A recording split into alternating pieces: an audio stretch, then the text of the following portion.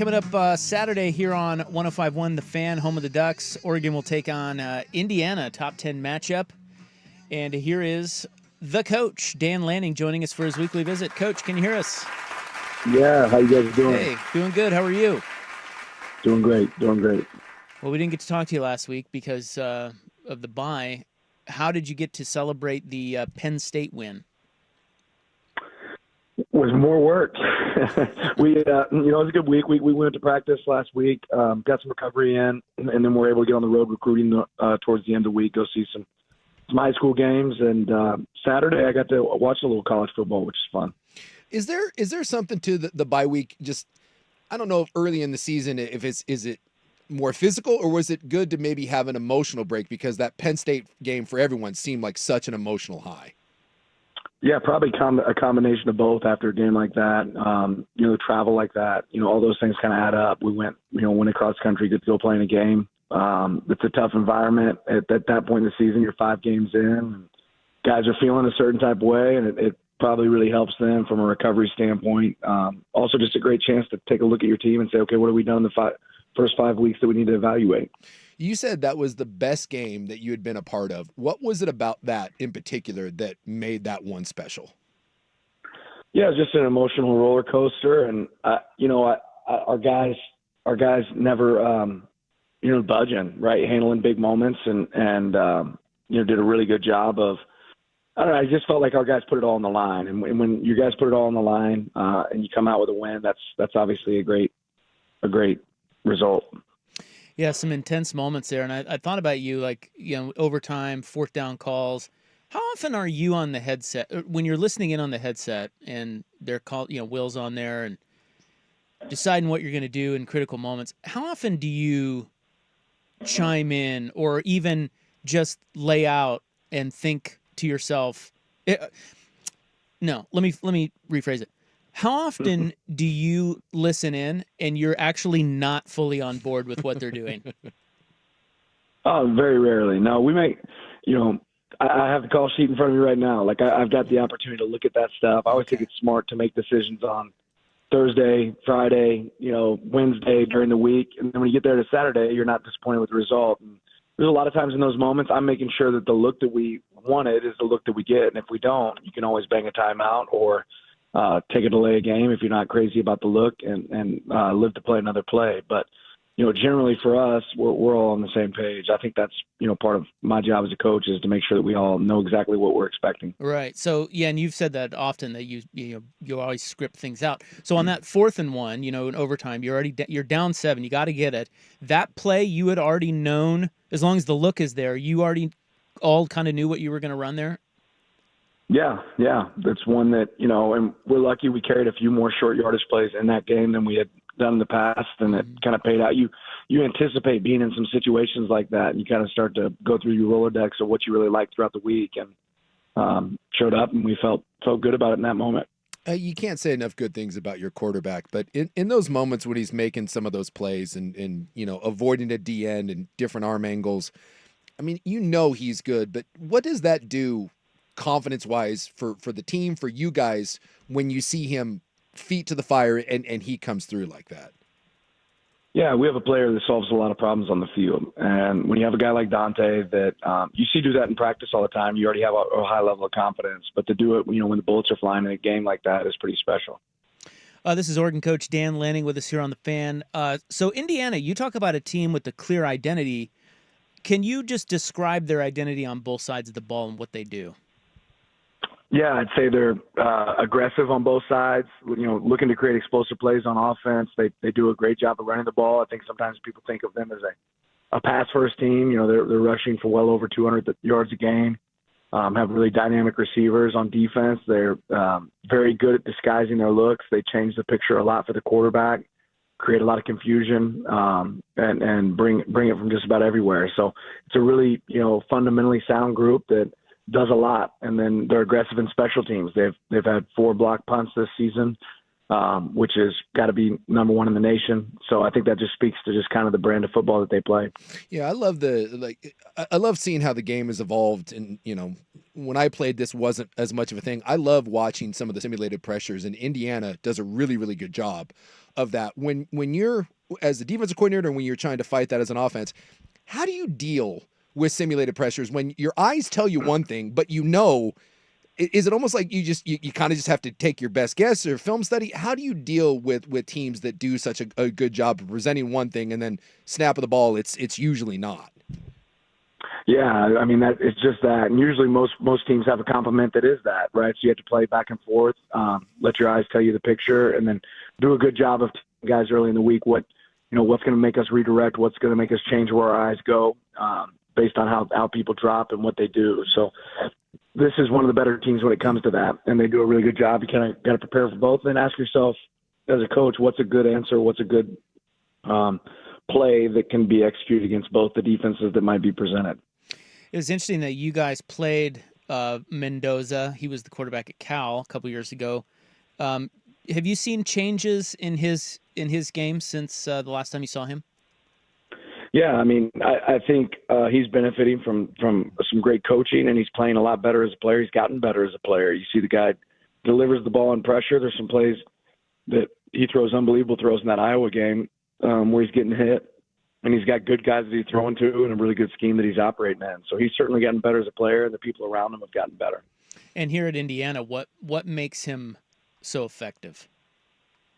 Well, I mean, a lot of this system is based on quarterback making great decisions, right? Is the box heavy? Is the box light? Do you have free access throws? He's a guy that makes the right decision pretty consistently. And the ability to stand in the pocket and deliver a good throw when people are bringing pressure, he handles that really well and does a great job with that. Yeah, they run so many RPOs that year. They run PROs, pass run options. Does this have a little kind of like an Urban Meyer, Florida feel when you watch this offense? Well, I mean, it certainly it comes from some of that tree. I mean, there's pieces of that definitely show up. Dan Lanning with us here on 105.1 The Fan.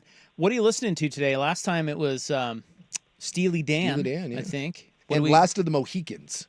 Oh, that's right. Yeah. Yeah, what do we have today? Yeah. I don't remember what I was really listening to. I'm trying to think. I don't know if I've had the radio on the last few times I've been on the phone some.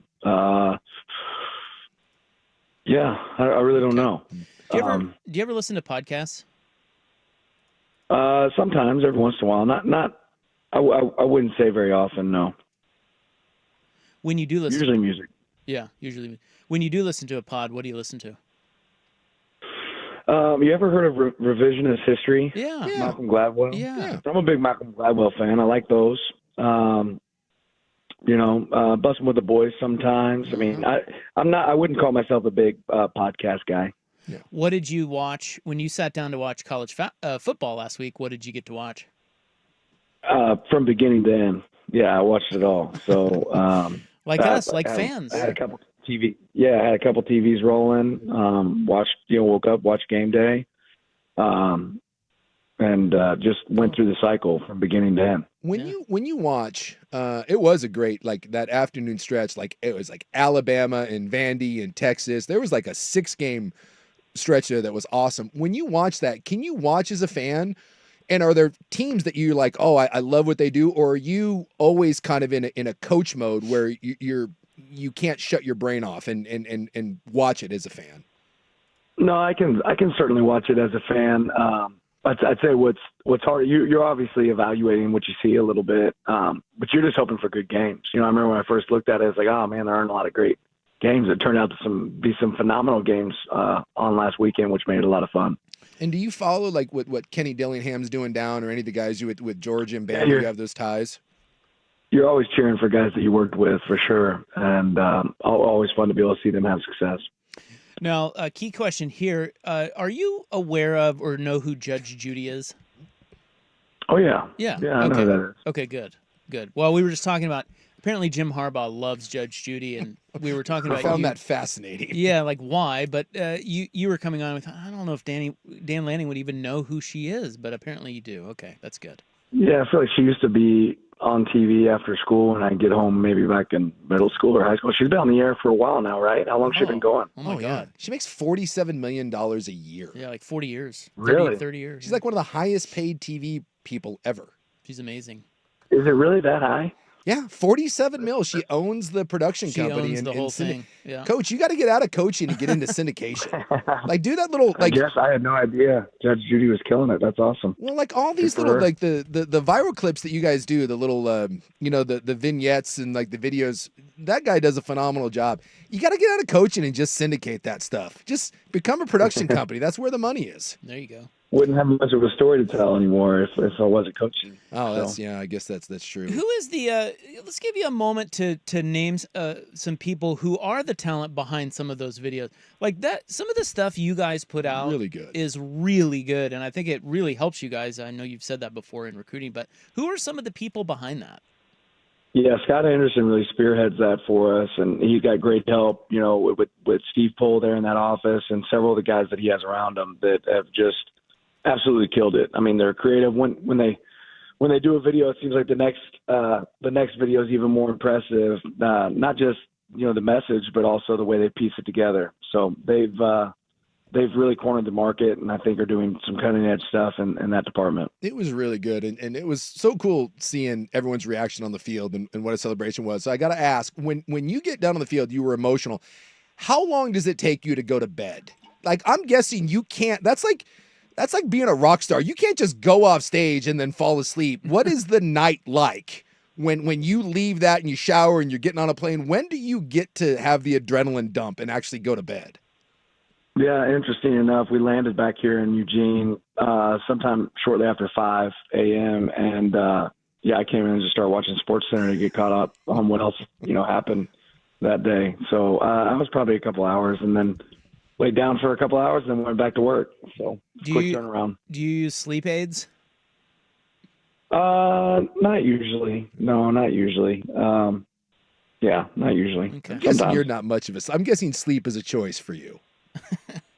I mean, I like to try to fall asleep. So, but I don't we don't have necessarily any sleep aids in the house. I'm trying to think last time that I went and took what's the Dimetep or something like that. Melatonin or, you know. Yeah, something like that. Yeah, I guess NyQuil, right? Like I don't have a sore throat, but sometimes you can take some NyQuil and that help you fall asleep. Yeah, I don't that'll know. knock you out. Yeah. That's the first thing. If I feel any sort of illness coming on, I'm right to the NyQuil, and I just like to hibernate through it. It's the best thing you can do. So how many hours of sleep do you get on average? I mean, it just depends on the day of the week. You know, tonight I'll get 8 hours, 7-8 hours. Good. I would like to think, you know, but early in the week you're not getting that much. Yeah. You're getting, you know, a little bit closer to 4, and try to make up for it at the end. Yeah. All right. Well, great talking to you again. Good luck against Indiana, and we'll talk to you next week. Thanks, Coach. Sounds good. Appreciate you guys. Have a good one. All right, you too. That is Oregon Coach Dan Lanning here with us on 105.1 The Fan every Thursday at 4. Brought to you by Philbrook Law. When it comes to your case, Philbrook Law is rooted in substance, not flash. For more information, visit philbrook-law.com. Philbrook Law, your local law team. Okay, well, I guess we have to do the Dan Lanning postgame show next. Yeah. Wrap it up. A lot to discuss there. There is a lot to chew on, You know. including being aware of Judge Judy, but also shocked. I believe he was generally shocked at the 47 Yeah, million. he was. But I tell you what, we got to give Jordan Schultz credit. Yeah. He called that Yeah. because they're about the same age. Growing and he up. said growing up after school, Judge Judy was.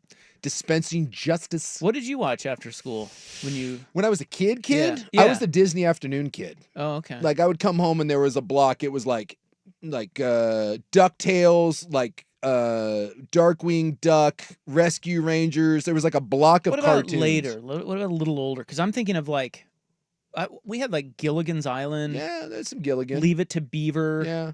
Like a Nick it. That was like the Dukes of Hazzard.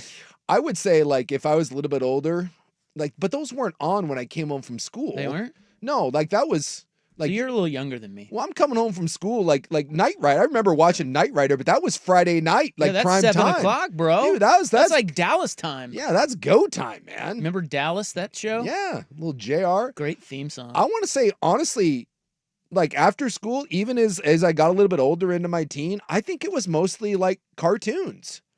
I thought I was mostly a cartoons kid when I came home.